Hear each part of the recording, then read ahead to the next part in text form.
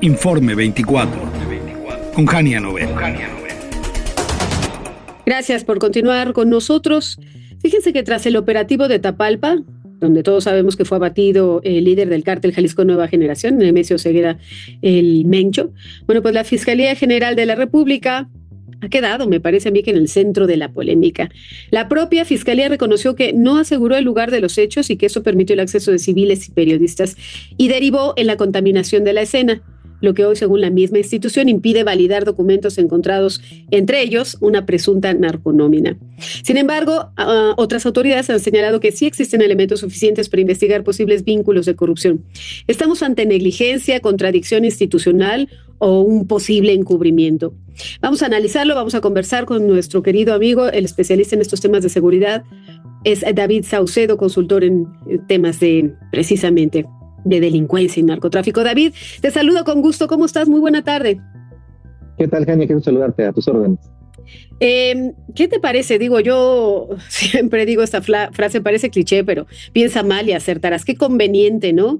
Que están vinculados policías y no sé cuántos autoridades, quizá nada más en el nivel de municipalidad, pero me parece un tanto raro y que se hayan tardado 23 días en decir, no, pues la escena estaba contaminada. ¿Qué tan grave es esta situación, David? ¿Cómo lo leemos? ¿Cómo lo interpretamos?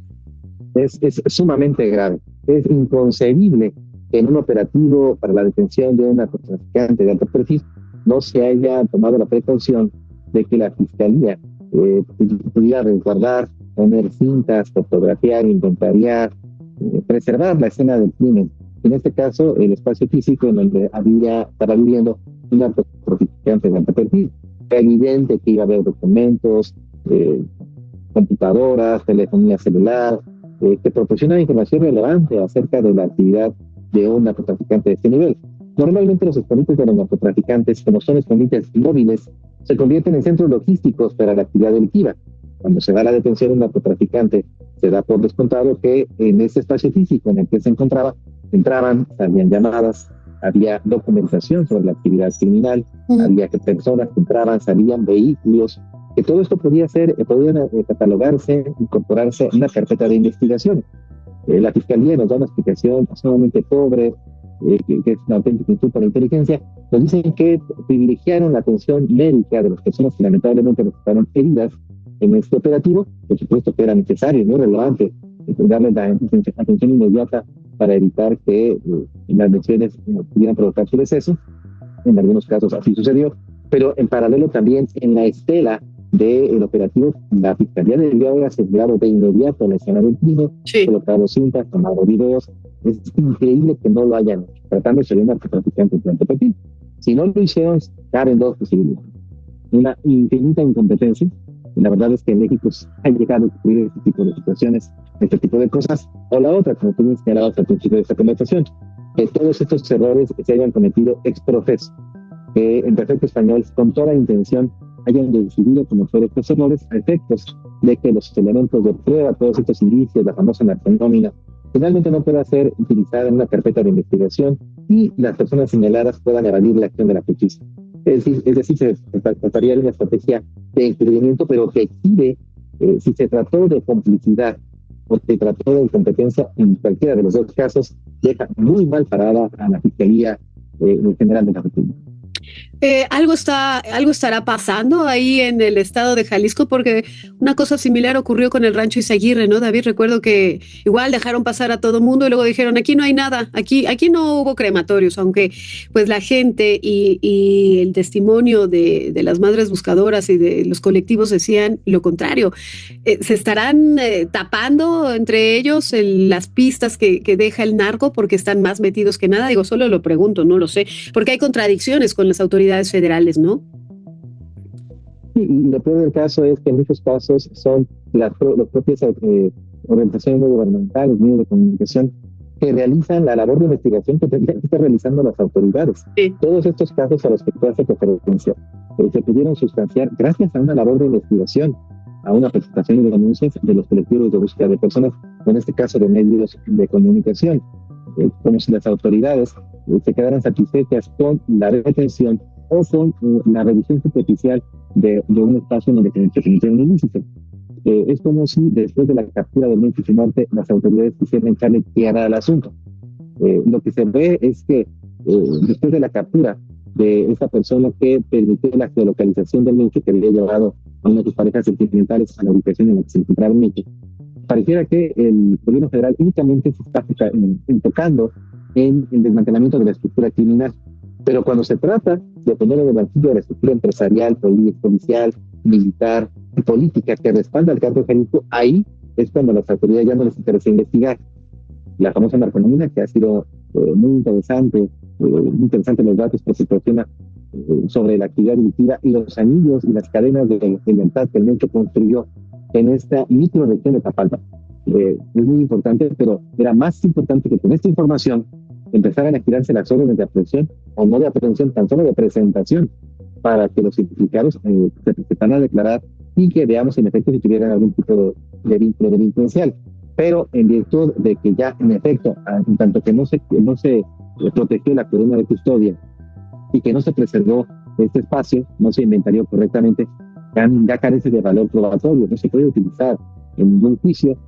Se utiliza de inmediato los abogados defensores de los presuntos criminales que pueden echar abajo los procesos penales por faltas en el debido proceso. Sí, pero bueno, esto de no poderlos utilizar envía un mensaje claro y negativo, ¿no, David? Que incluso cuando aparecen indicios, el sistema puede fallar en procesarlos y nos deja de nueva cuenta casi como en el principio, ¿no? Ahí están las pruebas, ahí están los anillos, me dices tú, de compromisos y de lealtades, pero pues se quedaron ahí en una hojita escrita a mano y en una otra que estaba en Excel, ¿no?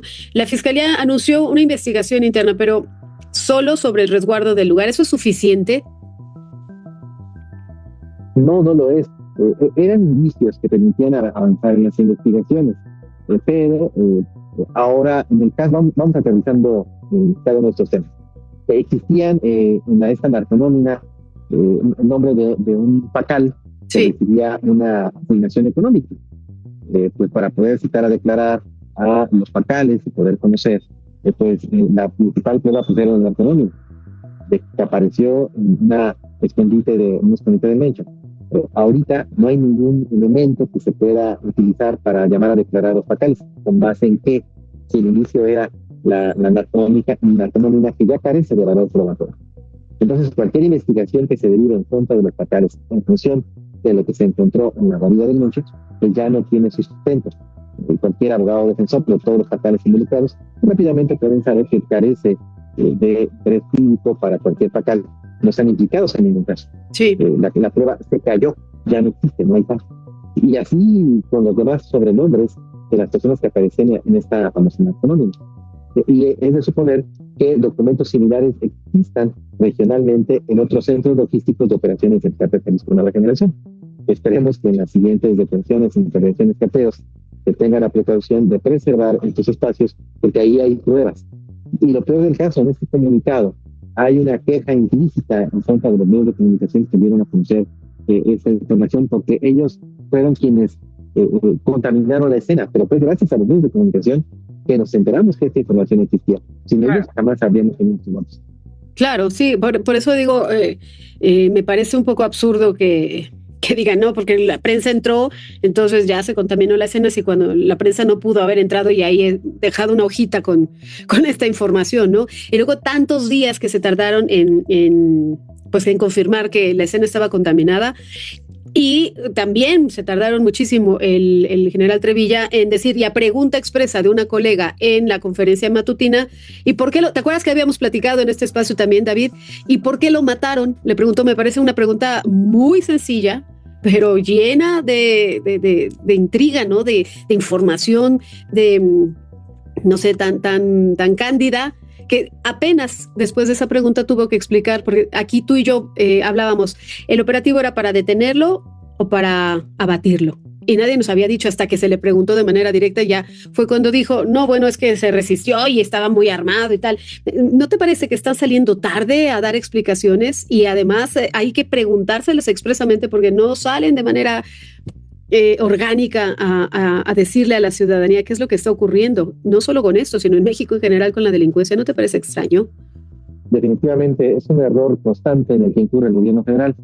generan narrativas de mercadotecnia, con el objeto de evitar la erosión mediática. Pero estos discursos con los cuales explican operativos, detenciones, capturas, negociaciones internacionales con los Estados Unidos, están llenas de huecos. Únicamente atienden lo que los especialistas de comunicación y mercadotecnia de la Presidencia de la República perciben que es del interés del grueso de la población. Sin embargo, de México ya tenemos como tal un periodismo especializado en crimen organizado que se hace muchas preguntas y que empieza a generar un debate interesante, cuestionando a la autoridad. Pero como la autoridad le habla a sus electores, le habla al grueso de la población, deja muchos huecos, deja muchos hoyos en el terreno, y después empieza a construir post-narrativas en la que trata torpemente de llenar todos esos huecos, todos esos hoyos informativos que dejó, y va llenando esos hoyos con cosas totalmente inverosímiles, situaciones que no habían previsto.